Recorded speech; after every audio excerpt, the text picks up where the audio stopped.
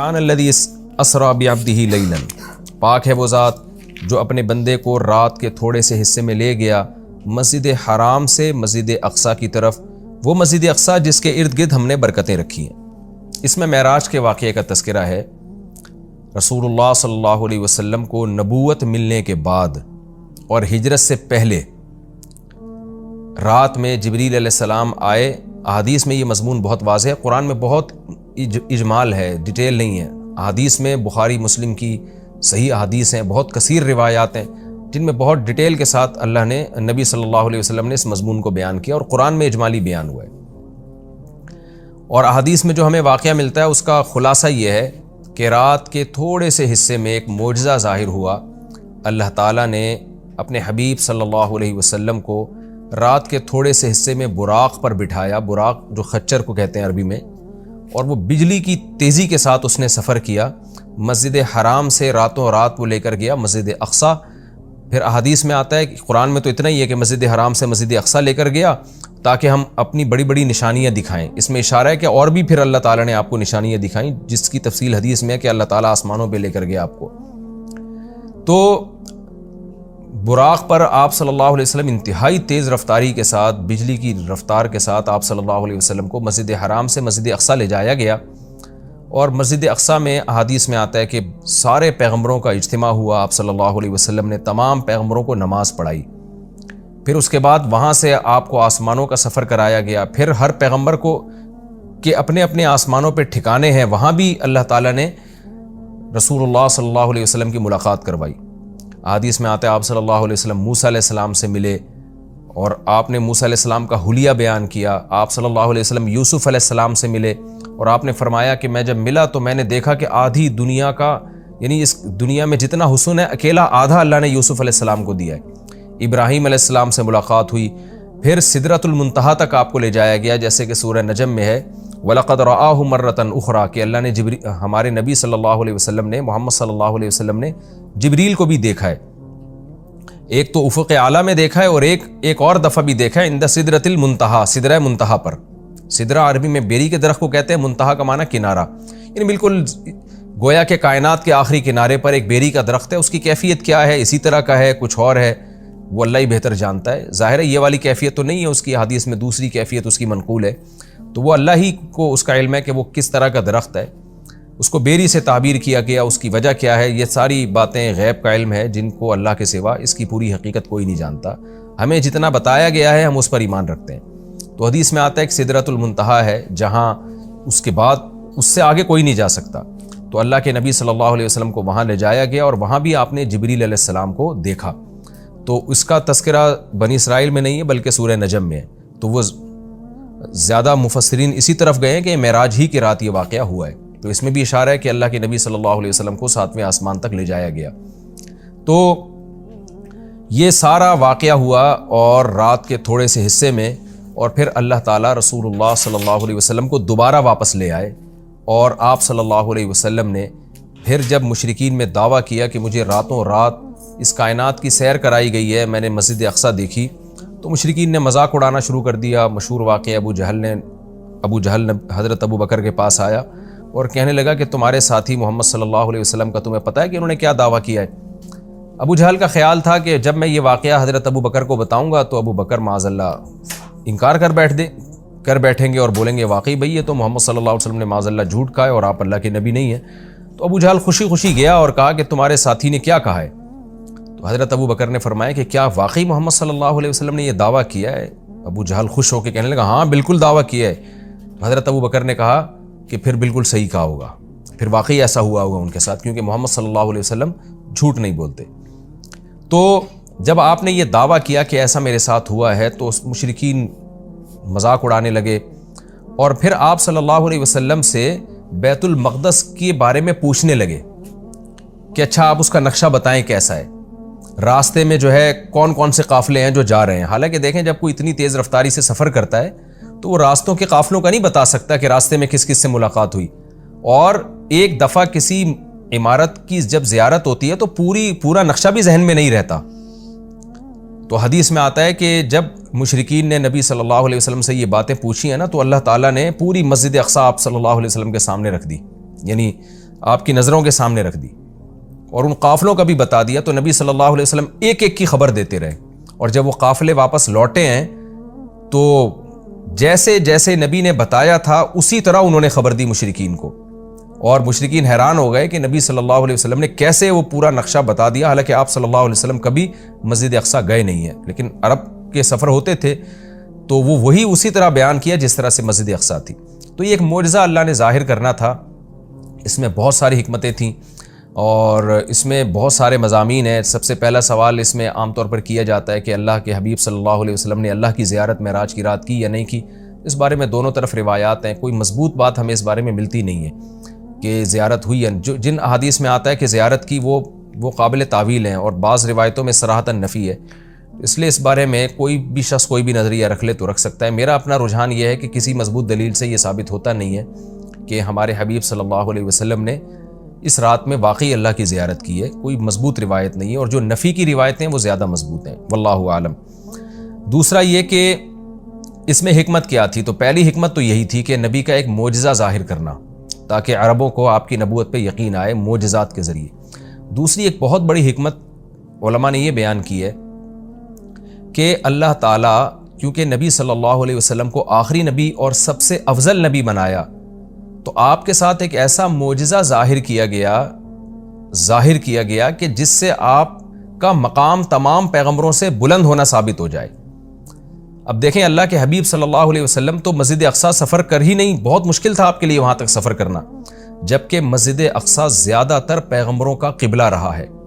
تو اتنی مقدس سرزمین سے اللہ تعالیٰ اپنے حبیب صلی اللہ علیہ وسلم کو اس کی برکتوں سے کیسے محروم کر سکتے تھے؟ تو اللہ تعالیٰ کی حکمت نے یہ تقاضا کیا کہ وہ سرزمین جو موسیٰ کلیم اللہ کا قبلہ رہی ہے، جو ابراہیم علیہ السلام جہاں نماز پڑھا کرتے تھے، جہاں یعقوب علیہ السلام، اسماعیل علیہ السلام، اسحاق علیہ السلام اور عیسیٰ علیہ السلام یہ سارے پیغمبر گزرے، تو اس زمین کی برکت نبی صلی اللہ علیہ وسلم بھی حاصل کریں۔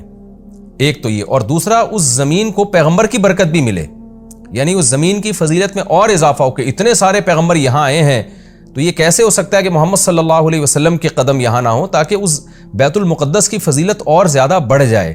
یہ نہ کہا جا سکے کہ یہ جگہ تمام پیغمبر تو آئے مگر محمد صلی اللہ علیہ وسلم نہیں آئے، تو اللہ نے اس جگہ کو بھی مزید برکتیں دیں اور محمد صلی اللہ علیہ وسلم کی برکتوں میں بھی اللہ نے اضافہ کیا تاکہ آپ کی فضیلت ثابت ہو جائے۔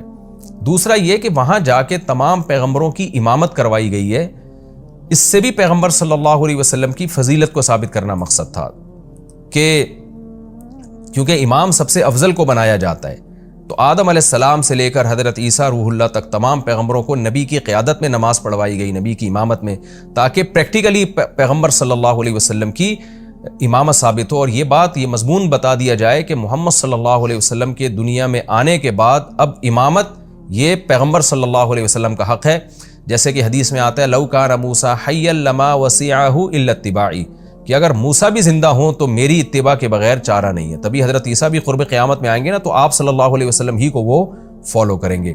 تو اس کا ایک عملی نمونہ پیش کرنا تھا کہ لوگ اب نبی جب دنیا میں آ گئے ہیں محمد صلی اللہ علیہ وسلم، تو تمام شریعتیں منسوخ، اب آپ صلی اللہ علیہ وسلم ہی کو سب نے فالو کرنا ہے۔ تو یہ ساری حکمتیں تھیں جس کے لیے معراج کا واقعہ وجود میں لایا گیا۔ الذی بارکنا حولہ، تو اس آیت سے تو یہ پتہ چلتا ہے نا کہ اللہ تعالیٰ اپنے حبیب صلی اللہ علیہ وسلم کو مسجد اقصیٰ تک لے کر گئے، اور حکمت کیا تھی وہ میں نے بتا دیا آپ کو۔ لیکن اس کے کچھ فقہی احکام بھی ہیں، ان کا سمجھنا بھی ضروری ہے۔ قرآن کی جو نص ہے نا بالکل واضح آیت، اس میں تو اللہ تعالیٰ نے مسجد حرام سے مسجد اقصیٰ تک کے سفر کا تذکرہ کیا ہے، اور صاف طور پر اللہ کیا کہتے ہیں، اسریٰ بعبدہ، وہ ذات جو اپنے بندے کو لے کر گئی۔ یہ بات خوب اچھی طرح سمجھ لیں کہ بعض حضرات اس بات کے شروع میں قائل رہے ہیں، بہت تھوڑی سی جماعت ہے، کہ معراج جو ہے یہ خواب میں ہوئی ہے، لیکن پھر امت کا اس پر اجماع ہو گیا دلائل کی روح سے کہ معراج خواب میں نہیں ہے بلکہ جسمانی ہے۔ لہذا پوری امت کا تمام فقہا محدثین کا اس پر اجماع ہوا کہ یہ خواب میں نہیں ہوا بلکہ یہ جسمانی، یعنی آپ کو جسد اطہر کے ساتھ لے جایا گیا ہے۔ اور اس کی دلیل قرآن کی آیت ہے کہ سبحان الذی اسریٰ، ایک تو سبحان اللہ عربی میں تعجب کے موقع پہ کہا جاتا ہے، تو تعجب ظاہر ہے جب ہی ہوگا نا جب جاگتی حالت میں ہو. اگر خواب کی حالت میں ہے تو پھر تو یہ تعجب کی بات نہیں, خواب میں تو کچھ بھی آ سکتا ہے انسان کو. دوسرا یہ کہ اللہ نے یہاں یہ فرمایا بعبدہ, اپنے بندے کو لے کر گیا. تو عبد کا جو اطلاق ہے نا بندے کا, وہ صرف روح پر نہیں ہوتا, وہ جسم اور روح دونوں پر ہوتا ہے. جب ہم کہتے ہیں میں فلاں کو فلاں جگہ لے کر گیا, تو اس سے یہی سمجھ میں آتا ہے کہ اس کو جسم کے ساتھ لے کر گیا میں. تو اس لیے قرآن میں یہ بھی اشارہ ملتا ہے کہ معراج جو ہے وہ جسم کے ساتھ ہوئی ہے. تو جو حضرات کہتے ہیں نا کہ روح کے ساتھ ہوئی ہے یعنی خواب میں ہوا ہے, وہ استدلال کرتے ہیں سورہ بنی اسرائیل کی ایک آیت میں جو آگے آئے گی انشاءاللہ, جس میں آتا ہے وَمَا جَعَلْنَا الرُّؤْيَا الَّتِي أَرَيْنَاكَ إِلَّا فِتْنَةً لِلنَّاسِ وَالشَّجَرَةَ الْمَلْعُونَةَ فِي الْقُرْآنِ. یہ سورہ بنی اسرائیل میں اسی صورت میں آگے آیت آ رہی ہے, میں اس کا نمبر بھی آپ کو بتا دیتا ہوں. یہ آیت نمبر 60 ہے اسی سورہ بنی اسرائیل کی. وَمَا جَعَلْنَا الرُّؤْيَا الَّتِي أَرَيْنَاكَ, رؤیا جو ہے نا قرآن میں خواب پر بھی اس کا اطلاق کیا گیا ہے, جیسے کہ سورہ یوسف میں آتا ہے کہ لا تقصص رؤیاک علی اخوتک, رؤیا اے میرے بیٹے اے یوسف تو اپنے خواب لوگوں کے اپنے بھائیوں کے سامنے بیان نہ کرنا.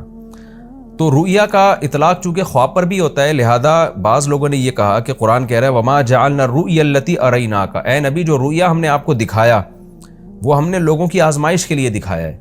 تو اس سے بعض لوگوں نے استدلال کیا ہے اس زمانے کے اسکالرز نے کہ دیکھیں قرآن تو رؤیا کہہ رہا ہے, رؤیا تو خواب کو کہتے ہیں, تو اس سے پتہ چلتا ہے کہ جو معراج تھا, معراج کا واقعہ ہوا یہ خواب میں ہوا ہے, یہ جاگتی حالت میں نہیں ہوا. لیکن خوب سمجھ لیں عربی میں جو رؤیا کا لفظ ہے یہ منظر کے معنی میں استعمال ہوتا ہے, منظر, سین جسے انگلش میں کہتے ہیں سین. رؤیا کا رؤیت سے نکلا ہے دیکھنا, وہ چیز جو دیکھی جائے. تو خواب بھی چونکہ ایک سین ہوتا ہے, منظر ہوتا ہے, اس لیے اس کو رؤیا کہا جاتا ہے. یہ مطلب نہیں ہے کہ ہمیشہ رؤیا کا اطلاق خواب پر ہی ہوگا, اور اس کی دلیل اسی آیت میں موجود ہے. قرآن کیا کہہ رہا ہے, ہم نے جو آپ کو منظر دکھایا وہ اس لیے دکھایا تاکہ لوگوں کی آزمائش کا ذریعہ بنے. آزمائش جب ہی ہوگی نا جب کچھ اس کو مانیں گے, جب کچھ انکار کریں گے. اگر یہ خواب ہوتا تو پھر آزمائش تھوڑی ہوتی, پھر تو مشرکین بھی کہہ لیتے بھائی خواب تو کچھ بھی آ سکتا ہے. اور آگے قرآن کیا کہہ رہا ہے وَالشَّجَرَةَ الْمَلْعُونَةَ فِي الْقُرْآنِ, اسی طرح وہ درخت جو ملعون درخت ہے جس کو شجرہ زقوم کہا گیا ہے, وہ بھی ہم نے ایک لوگوں کے لیے آزمائش بنایا ہے. کیونکہ جب مشرکین مکہ کو بتایا گیا کہ کڑوا درخت ہے جہنم میں, تو فوراً انہوں نے کہا کہ درخت تو آگ میں اگ ہی نہیں سکتا, یہ تو پاسبل ہی نہیں ہے. تو اللہ نے اس کا جواب دیا کہ وہ جہنم کی جڑ, اس کی جو جڑیں ہیں وہ جہنم کی تہ میں ہیں. اور پھر اللہ نے بتایا کہ ہم نے وہ درخت اس لیے پیدا کیا ہے تاکہ یہ جو لوگ ہیں, جو مادہ پرست لوگ ہیں, یہ خدا کی قدرت کا انکار کریں, اور یہ انکار کریں کہ کہیں کہ درخت آگ میں نہیں پیدا ہو سکتا, جبکہ اللہ تو سب کچھ کر سکتا ہے. تو اب دیکھیں قرآن کیا کہہ رہا ہے کہ ہم نے جو ملعون درخت ہے وہ بھی لوگوں کے لیے فتنہ بنایا. کیا مطلب؟ اسباب کی دنیا میں وہ بھی پاسبل نہیں ہے کہ ایسا ہو, تبھی تو فتنہ ہے, تبھی تو آزمائش ہے. ایمان والے اس درخت کے وجود کے قائل ہوں گے, اور احمق اور بیوقوف جو خدا کی قدرت کا انکار کرتے ہیں وہ انہیں اس کی کوئی سائنسی لاجک سمجھ میں نہیں آئے گی تو وہ انکار کر دیں گے. تو اب قرآن نے معراج کے واقعے کو اور جو زقوم کا درخت ہے, آیت نمبر 60 سورہ بنی اسرائیل کی آیت نمبر 60, جی ہاں, اس صورت میں ایک ہی مقام پہ بیان کیا ہے. تو کیا مطلب؟ دونوں کا وقوع اس کی کوئی لاجک بنتی نہیں ہے, دونوں سیم ہیں. یعنی معراج کا واقعہ اور جہنم میں درخت کا پیدا ہونا یہ دونوں عقل سے بالاتر چیزیں ہیں. لہذا جو خدائی قدرت کے قائل ہیں وہ اس کا اقرار کریں گے, جو خدائی قدرت کے قائل نہیں ہیں وہ ان دونوں واقعات کا انکار کر دیں گے. تو اس سے بھی پتہ چلتا ہے کہ معراج جسم کے ساتھ ہوئی ہے, کیونکہ اگر اس کو خواب میں مان لیا جائے تو پھر یہ اس کی کوئی سائنسی دلیل دینے کی ہمیں ضرورت نہیں رہتی, کیونکہ خواب میں انسان کچھ بھی کر سکتا ہے, سب کچھ ہو سکتا ہے خواب میں اس کے ساتھ. تو یہ واضح قرائن ہے اس بات کے کہ خواب یہ جو معراج ہوئی ہے رسول اللہ صلی اللہ علیہ وسلم کو, یہ جسد اطہر کے ساتھ ہوئی ہے. یہ صرف روح کو آسمان میں نہیں لے جایا گیا, اور صرف جو ہے خواب میں یہ کام نہیں ہوا, بلکہ جسد اطہر کے ساتھ یہ کام ہوا ہے. اور حضرت عائشہ رضی اللہ تعالی عنہ سے ایک روایت ہے جس میں آتا ہے کہ رسول اللہ صلی اللہ علیہ وسلم کا جسد اطہر ما فقیدہ, اس طرح کی الفاظ ہے, صحیح حدیث ہے کہ وہ گم نہیں پایا گیا. تو بعض لوگوں نے اس سے استدلال کیا کہ امی عائشہ کو یہ دعویٰ کر رہی ہیں کہ نبی صلی اللہ علیہ وسلم کا جسد وہ گم نہیں پایا گیا, لہذا جسد وہیں تھا اور روح کو معراج ہوئی ہے. تو یہ خوب سمجھ لیں حضرت عائشہ کے کلام کا یہ مفہوم نہیں ہے. حضرت عائشہ کے کلام کا وہی مفہوم لیا جائے گا نا دیگر احادیث سے ثابت ہوتا ہے. تو مطلب یہ ہے کہ اتنی تھوڑی دیر کے لیے وہ جسم بستر سے غائب ہوا ہے کہ گم نہیں پایا گیا, یعنی کسی نے آپ کو تلاش کرنے کی کوشش نہیں کی. ورنہ اتنا بڑا واقعہ ہو کہ آپ مسجد اقصیٰ میں جا رہے ہیں اور ساتوں آسمانوں کی آپ کو سیر کرائی جا رہی ہے تو اشکال ہوتا ہے نا کہ پھر تو جسم آپ کا غائب ہونا چاہیے تھا. لوگ تلاش کرتے کہ بھئی رسول اللہ صلی اللہ علیہ وسلم تو یہاں تھے, اب گئے کہاں اتنے ٹائم کے لیے. تو اتنا تھوڑے عرصے میں یہ آنن فانن بجلی کی رفتار کے ساتھ ہوا ہے کہ رسول اللہ صلی اللہ علیہ وسلم کو تلاش کرنے کی کوشش نہیں کی گئی. ایک سیکنڈ کے بھی ہو سکتا ہے ہزارویں حصے کے اندر یہ کام ہوا. اب رہا یہ مسئلہ کہ یہ کام سیکنڈ کے ہزارویں حصے میں ہو کیسے گیا. جب اتنے واقعات ہوئے, مسجد اقصیٰ میں آپ گئے, اتنا لمبا سفر, پھر وہاں اپنے پیغمبروں کو نماز پڑھائی, پھر وہاں سے آپ کو آسمانوں کی سیر کرائی گئی, مختلف آسمانوں پہ دوبارہ سے مختلف پیغمبروں سے ملاقات ہوئی, اور یہ سارا واقعہ ہونے کے بعد دوبارہ براق پہ بجلی کی رفتار کے ساتھ آپ کو لایا گیا, اور پھر آسمان میں آکسیجن کہاں تھی, اور ایک تیز اتنی سپیڈ کے ساتھ چلے گی وہ تو ہوا میں رگڑ کھا کے جو ہے ہلاک ہو جائے گی جیسے کہ وہ خچر تھا یا جو براق تھا. تو یہ ساری چیزیں کیسے ممکن ہیں؟ تو ان تمام باتوں کا جواب اللہ نے سبحان الذی میں دے دیا کہ سبحان الذی وہ ذات ہر عیب سے پاک ہے جس نے یہ کام کیا. کیا مطلب؟ یہ انسانوں کے لیے ناممکن ہے, اللہ کے لیے ناممکن نہیں ہے, کیونکہ اللہ تعالیٰ عیب سے پاک ہے, اور عاجز ہونا, کسی کام کو نہ کر سکنا, یہ بھی ایک عیب ہے. تو یہ عیب انسانوں میں پایا جاتا ہے, یہ اللہ میں نہیں پایا جاتا. اسی لیے بار بار یہ بات کہی جاتی ہے کہ معجزہ یا کرامت یہ اللہ کی قدرت کی دلیل ہوتی ہے, یہ پیغمبر کی یا انسانوں کی قدرت کی دلیل نہیں ہوتی, یا بزرگوں کی قدرت کی دلیل نہیں ہوتی, یہ اللہ کی قدرت کی دلیل ہے. تو اللہ سب کچھ کر سکتا ہے. اور اس میں ایک علمی نقطہ مفسرین نے بہت زبردست بھی بیان کیا کہ دیکھیں اللہ نے محمد صلی اللہ علیہ وسلم کے لیے عبد کا لفظ استعمال کیا اور اپنے لیے سبحان اللہ کا لفظ استعمال کیا. یعنی یہ بتا دیا کہ معراج کا واقعہ جو وقوع میں آیا ہے اس سے محمد صلی اللہ علیہ وسلم کا عبد ہونا اس میں کمی نہیں ہوئی, بلکہ آپ تو اللہ کے غلام ہیں, عبد ہیں. تو یہ آپ کی طاقت اور قدرت کی دلیل نہیں ہے, کیونکہ آپ تو غلام ہیں, عبد ہیں, سارے انسان اللہ کے عبد ہیں. تو یہ اللہ کی قدرت کی دلیل ہے. تو یہ بھی ایک اہم پوائنٹ کی بات ہے کہ اس میں کوئی شرک نہ کرنا شروع کر دے اور یوں نہ کہے کہ محمد صلی اللہ علیہ وسلم اتنے طاقتور ہیں کہ رات کے تھوڑے سے حصے میں وہ بیت المقدس بھی چلے گئے اور ساتوں آسمانوں کی سیر بھی کر کے آ گئے, تو کوئی محمد صلی اللہ علیہ وسلم کی عبادت نہ شروع کر دے. تو اس لیے اللہ نے بتا دیا کہ بھائی یہ سبحان اللہ, اللہ ہر عیب سے پاک ہے, محمد صلی اللہ علیہ وسلم تو عبد ہیں, عبد ہی رہیں گے. اللہ نے آپ کو عبد بنایا, تو عبد کی عبادت نہیں ہوتی, عبادت معبود کی ہوتی ہے. اب میں آگے چلتا ہوں. میں نے مختصر معراج کا واقعہ بیان کیا, باقی معراج کس رات کو ہوئی خوب سمجھ لیں, اس بارے میں کوئی مستند روایت موجود نہیں ہے, یعنی اس کی اسپیسیفک تاریخ کہ کس تاریخ کو یہ واقعہ وجود میں آئے. 27 رجب لوگوں نے خود گڑی ہوئی ہے, اس پر کوئی صحیح حدیث موجود نہیں ہے. تو ہمیں بس اتنا ایمان ہے کہ معراج کا واقعہ ہوا ہے. اچھا, نبی صلی اللہ علیہ وسلم کے مسجد حرام سے مسجد اقصیٰ تک جانے کے عمل کو اسراء کہا جاتا ہے, اور مسجد اقصیٰ سے ساتویں آسمان تک جانے کے عمل کو معراج کہا جاتا ہے. یہ بھی ایک ٹرم خوب اچھی طرح سے آپ سمجھ لیں. تو اسراء کا عمل اور معراج کا عمل. اور علماء نے یہ کہا ہے, یہ مسئلہ بیان کیا ہے کہ جو مسجد اقصیٰ تک جانے کا بھی انکار کرے گا وہ کافر ہو جائے گا, کیونکہ قرآن کی صریح آیت موجود ہے. اور جو آسمانوں پہ جانے کا انکار کرے گا تو اگر وہ کوئی تعویل کر رہا ہے احادیث کی یا خبر واحد ہونے کی وجہ سے تو وہ گمراہ ہوگا, کافر نہیں ہوگا. لیکن جو ضد اور ہٹ دھرمی میں انکار کر رہا ہے صرف نبی صلی اللہ علیہ وسلم کی بات کو غلط قرار دے کر, تو پھر وہ بھی کافر ہو جائے گا. تو اس لیے معراج کا یعنی مسجد حرام سے مسجد اقصیٰ تک جانے کا تو قرآن میں چونکہ صراحتاً ذکر ہے, اس کا انکار تو بالکل قرآن کا انکار کہلائے گا. اور جو احادیث کا انکار کرتا ہے تو اگر کوئی تعویل کرتا ہے تو گمراہ کہلائے گا, تعویل نہیں کرتا تو پھر وہ بھی کافر کہلائے گا.